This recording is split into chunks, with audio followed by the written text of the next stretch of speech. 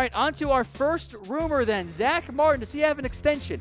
I'm giving it 4 stars, even though it's not officially signed pen to paper, although that could very well happen later today, potentially even while we're doing the show live.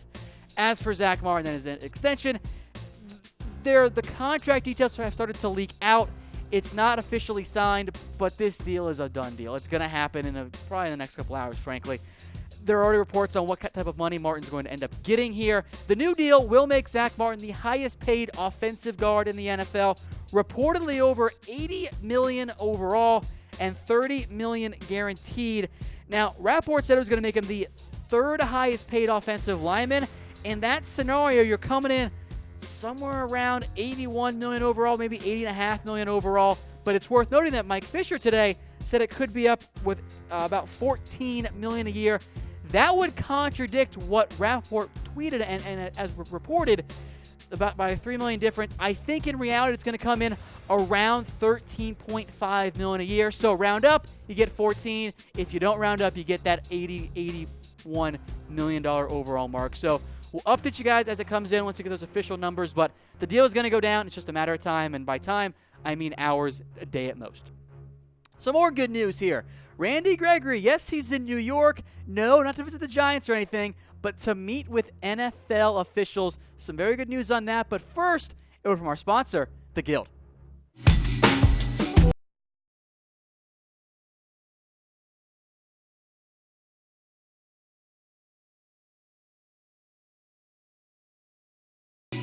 Yeah, 4 stars on this one. Gregory is in New York. Tweeted out the Apple, I guess, emoji last night. That's the right word for it. I'm not much of a youngster these days anymore. Gregory tweeted it out and has been confirmed by others. He is in New York to meet with NFL officials, and this is a positive sign. It's the next step in getting Gregory reinstated by the NFL. The ruling should come through before training camp for the Cowboys, and as we've said before, Gregory has reportedly stayed clean for months now, has been passing drug tests, has played in just 2 games in the 2015 season, but it's a very promising sign here for Randy Gregory and getting him back on track. So I want to know from you guys, if he's reinstated, if not, I guess just put 0 for this question. How many sacks will Gregory have in 2018? Let me know in the comments section. I'll put the over-under, assuming he's reinstated, about 5. How about 5 is the over-under for Gregory? Let me know in the comments section what you think he'll approach this year. Next up, is there any concern about LVE's ankle injury? Maybe you just want to put it at 1. I'm going to put it at 2 stars, though. I'm not overly concerned about it. I'm not going to press the panic button. But in the back of my head, I got this little voice that keeps saying, oh, it's a linebacker who's injured again. And it's really early for a player to already have a little ankle injury. And I know it's not going to be a big deal. And by the time we get to August, we'll probably all forgotten about it. But I still just have this little voice in my head that says this might be something just to monitor. A player already getting banged up. We saw it last year, more so in training camp with the hamstring injuries. I hope this year it's not the ankle injury. So Vander Esch, I think, is going to be fine. It's just some swelling in his right ankle. It is a minor one. And I'm not panicking yet, but I'm just going to think about it going forward for a little bit more because I don't like it when players, even minor, have minor injuries. So just keep an eye out for it. Number 4, this one, I'm a little confused by it. Could Zeke be the top receiver for the Cowboys?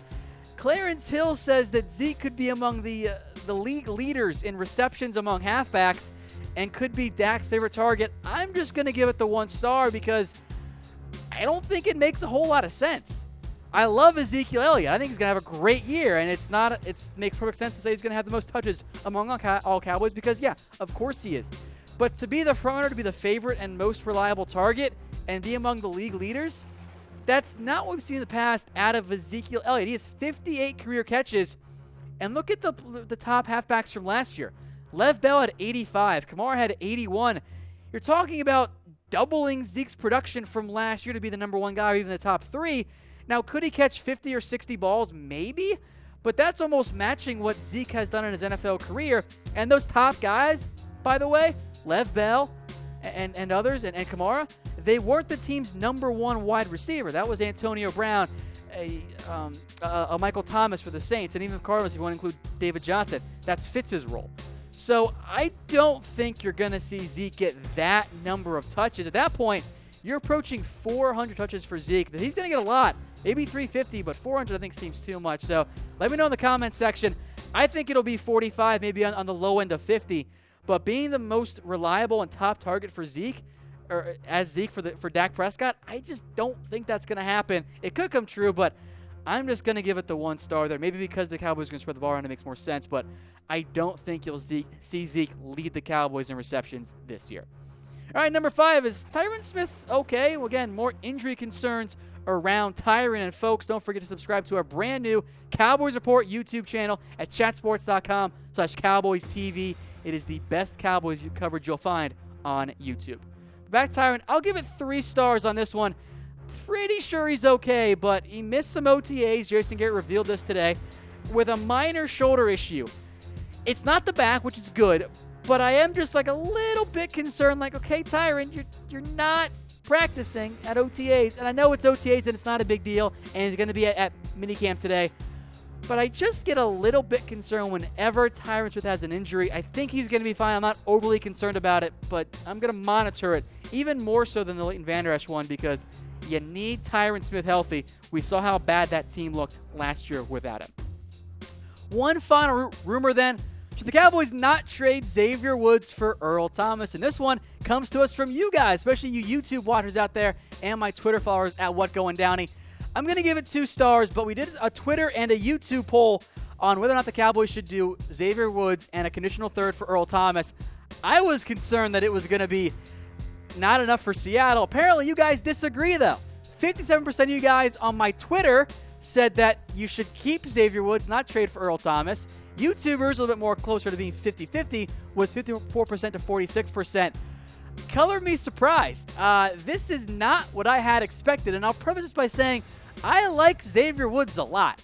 I think he's a very good player. I think he's going to start at safety unless, of course, there is an Earl Thomas trade. He split time at safety and cornerback last year. If you watched our show during the season, I was pounding the table to make Xavier Woods a starter and move Byron Jones to the corner, which I'm getting this year, and I'm super excited about that. But keeping Woods over Earl Thomas, I've seen some people tell me, just keep Xavier Woods altogether. You don't need Thomas because you have Xavier Woods, which I just don't really get. And even the results of the poll, I don't like it. I don't agree with it, but I'll accept it because, look, I just think that I know you're giving up more money to pay Earl Thomas. I know you're going to have a draft pick and you get older, but your absolute best case scenario is that Xavier Woods, a 6th-round pick, mind you, develops into an Earl Thomas-type player and probably a lesser version of Earl Thomas. So why bank on that when you can get the real thing? I just think it makes more sense. So we're going to break down a couple more trades here for you guys in just a second, but I was very surprised by the results of those polls.